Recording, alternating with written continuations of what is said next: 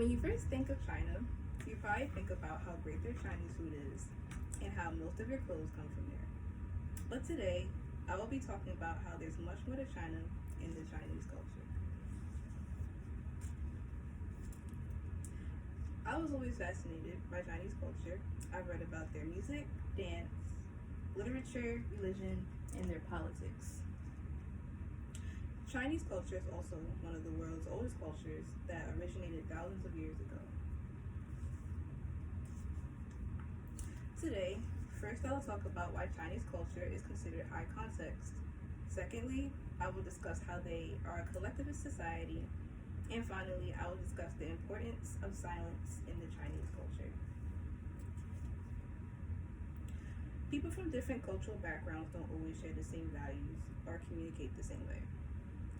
Some are more direct and some are less direct and can use gestures differently. High context communication relies heavily on shared context when communicating with business partners from a high context culture. It is important to pay attention to what is not said as much as the words used. China is considered a high context culture because communication there is indirect, and the real message needs to be interpreted according to context. Neglecting the importance of context increases room for misunderstanding, confusion, or maybe even conflicts. In Chinese culture, they choose to reflect the views of their leaders in ancient traditions rather than reflect off their own personal views. Here are a couple traits. Social rules focus on promoting selflessness, working as a group, doing what's best for society, and families and communities have a central role. Collectivism is a culture that privileges family and community over individuals and emphasizes the needs and goals of a group as a whole over the needs and desires of each individual. In China, collectivism is considered generous, helpful, dependable, and attentive to the needs of others.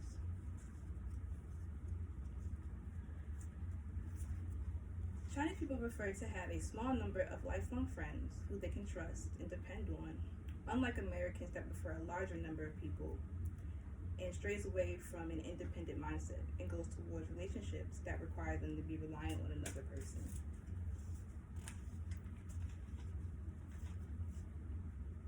Chinese collectivist mindset creates a society that's supportive and protective of their own members, but sacrificing their own personal views and independence.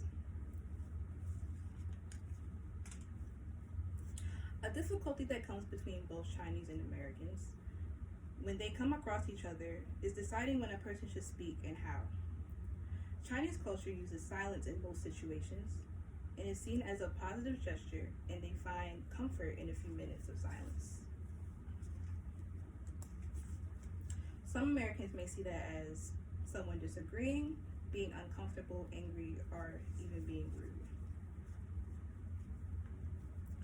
When Chinese people talk to strangers, they don't start off conversation and find it odd to talk to someone they aren't familiar with.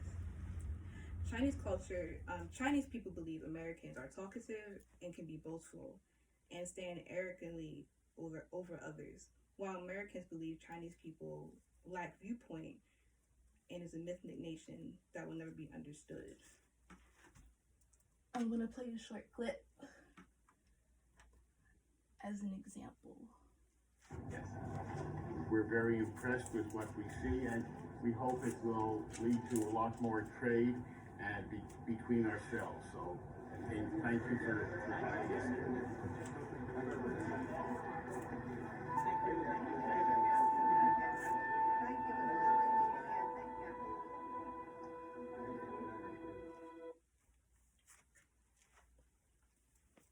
I hope that you now have a better understanding of Chinese culture than just Chinese food and the clothes they make. Thank you.